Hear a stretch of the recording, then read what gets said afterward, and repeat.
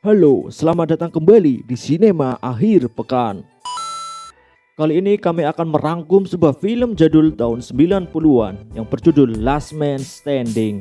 Film ini dibintangi oleh Bruce Willis yang berperan sebagai John Smith. Film ini bercerita tentang kisah seorang pengelana bernama John Smith yang tanpa sengaja melintasi sebuah kota gersang yang dikuasai oleh dua kelompok mafia yang saling bermusuhan.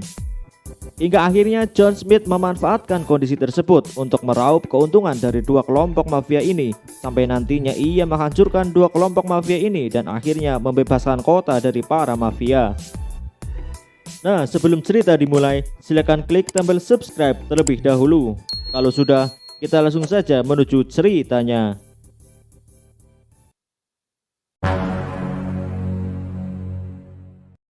Di suatu siang hari yang terik, tampak seorang pengelana yang bernama John Smith tidak sengaja melewati sebuah kota kecil di tengah hamparan gurun.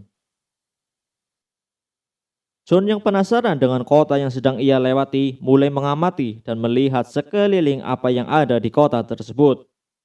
Namun tanpa sengaja, ia terlalu dalam memandang seorang wanita yang tengah menyeberangi jalan. Dan setelahnya, tampak segerombolan pria mendatangi John. Salah satu di antara mereka memberitahu John bahwa wanita yang tadi John pandangi adalah kekasih pimpinan mereka. Tentu saja mereka tak terima terhadap perlakuan John tersebut dan langsung merusak mobil John.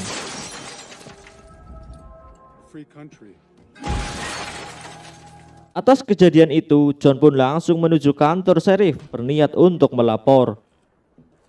Namun tanggapan sheriff di sana kurang begitu baik karena nampaknya hal yang baru saja terjadi sudah jadi barang lumrah di kota tersebut. John pun memutuskan mampir ke sebuah bar milik seorang pria yang bernama Joe. Di sini Joe pun sedikit berbincang dan menceritakan tentang kota ini yang dikuasai oleh dua kelompok mafia. Ternyata yang merusak mobil John tadi adalah kelompok mafia asal Irlandia, serta masih ada satu lagi kelompok mafia di kota tersebut yang berasal dari Italia. John yang tak terima mobilnya dirusak menuju markas mafia Irlandia berniat untuk meminta pertanggungjawaban atas kerusakan mobilnya. Namun pria yang telah merusak mobil John malah mengancam akan menembak John karena telah berani memasuki area mereka. Tentu saja John tambah kesal dan kemudian langsung membedil pria tersebut hingga terpental keluar.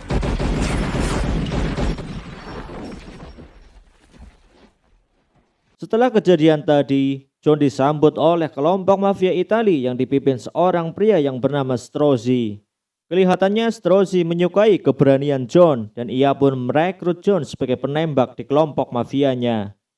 Namun sepupu Strozzi yang bernama Giorgio keberatan atas perekrutan John karena John telah membuat keributan dengan mafia Irlandia yang bisa saja makin menambah panas perseteruan antara mereka dan mafia Irlandia. Keesokan harinya, John yang saat ini sudah menjadi anggota mafia Italia melaksanakan tugas pertamanya. Ia menghadang truk milik mafia Irlandia dan berniat untuk mengambil alih truk-truk tersebut.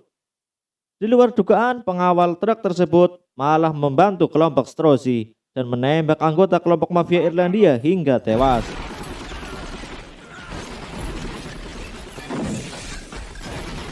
Setelah tugas pertamanya selesai, John menemui asisten Strozzi yang bernama Lucy. Ia meminta Lucy untuk memberikan informasi penting dan rahasia kelompok mafia Italia dengan iming-iming imbalan. Nah, di sini kita mulai tahu nampaknya John mencoba menjadi duri dalam selimut pada kelompok Strozzi demi meraup keuntungan sebanyak-banyaknya untuk diri sendiri. Keesokan harinya, pimpinan mafia Irlandia yang bernama Doyle menemui John. Di sini Doyle tidak berniat menghabisi John, malah Doyle menawarkan pekerjaan kepada John dengan upah yang lebih tinggi dari yang John terima dari Strozzi. Namun John di sini mulai memainkan perannya. Ia tak langsung menerima pekerjaan yang Doyle tawarkan agar Doyle tambah penasaran dengan kemampuan yang John miliki. Setelahnya John masuk ke dalam markas kelompok Strozzi dan berkata akan keluar dari keanggotaannya.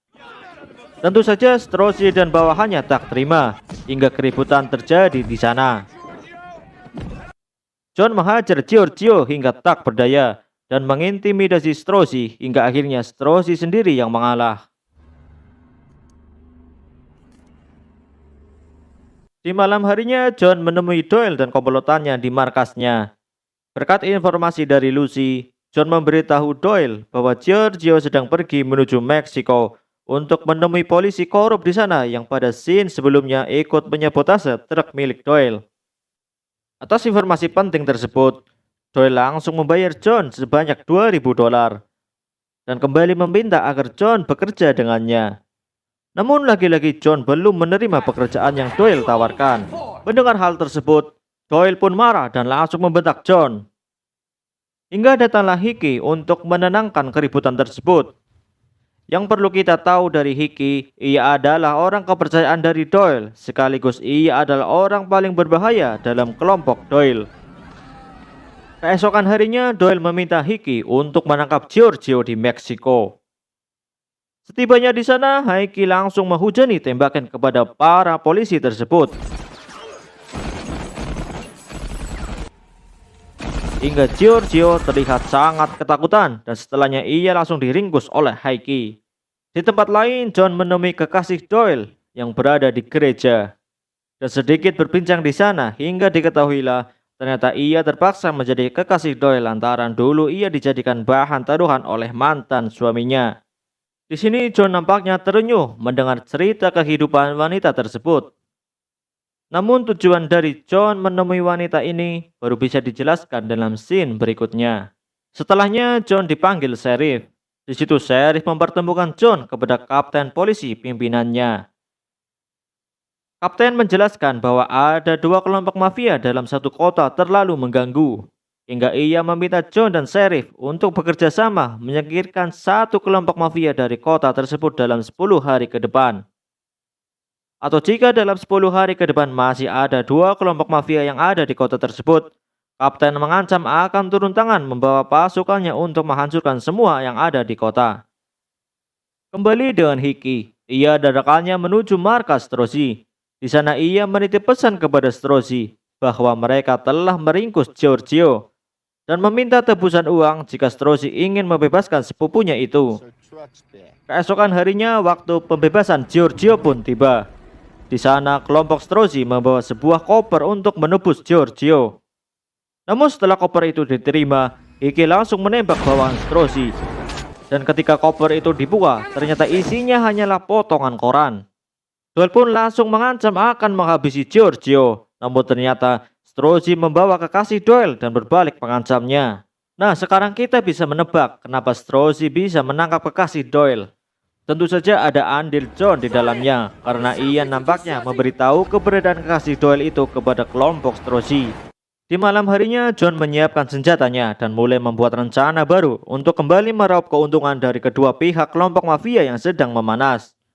Setelahnya, John menuju markas Doyle. Ia akhirnya menerima pekerjaan yang Doyle tawarkan. Namun John meminta bayaran $1.000 di muka. Tentu saja Hickey tak terima karena merasa John meminta bayaran yang tidak masuk akal. Namun Doyle yang sudah kagum dengan John langsung membayarnya $1.000.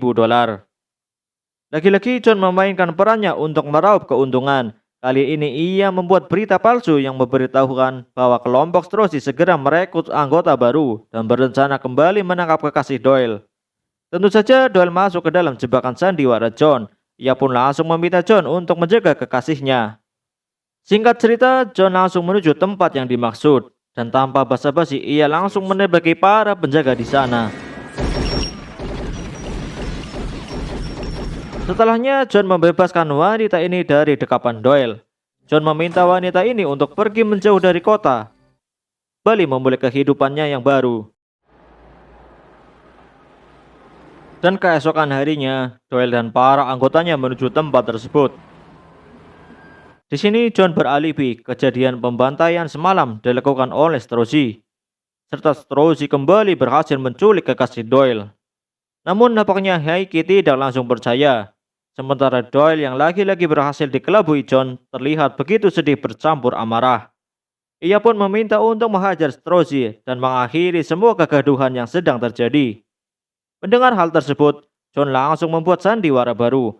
Kali ini ia berpura-pura meminta izin untuk kembali ke kota untuk mencari posisi kekasih Doyle. Sesampainya di sana, John malah berniat kabur meninggalkan kota tersebut. Saat tengah mandi, tiba-tiba Hickey mendobrak masuk. Ia sudah tahu ternyata kekasih Doyle bukan diculik Strozzi, melainkan dibebaskan John untuk pergi meninggalkan Doyle. Tentu saja setelahnya Doyle dan anggotanya langsung menghajar John. John dihajar hingga tak berdaya dan ditinggalkan begitu saja di sebuah gudang tua di sana.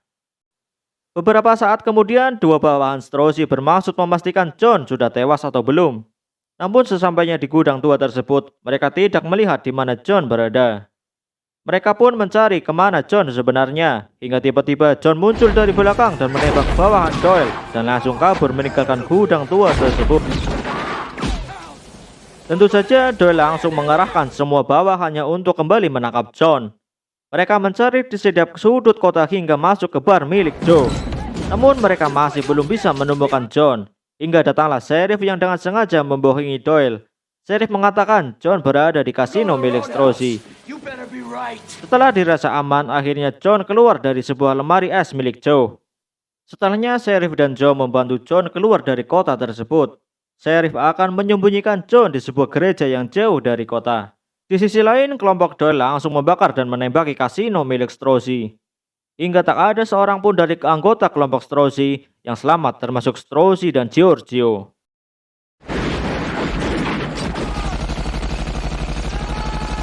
Doyle pun meminta bawahannya untuk mengecek apakah mayat John ada di kasino tersebut.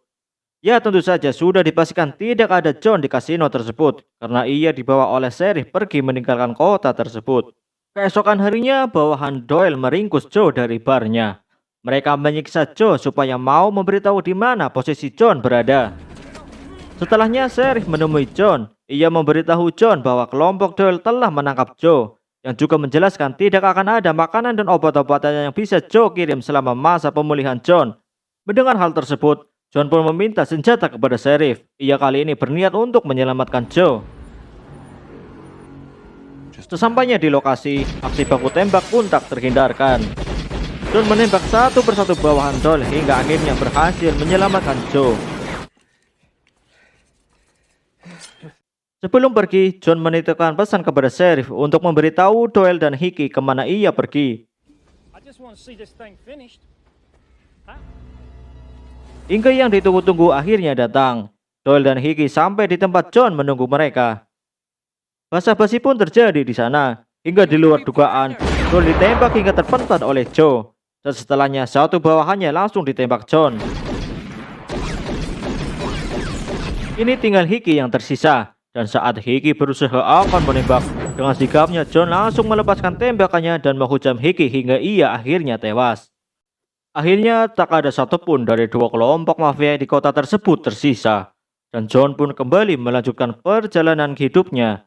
Dan film pun tamat.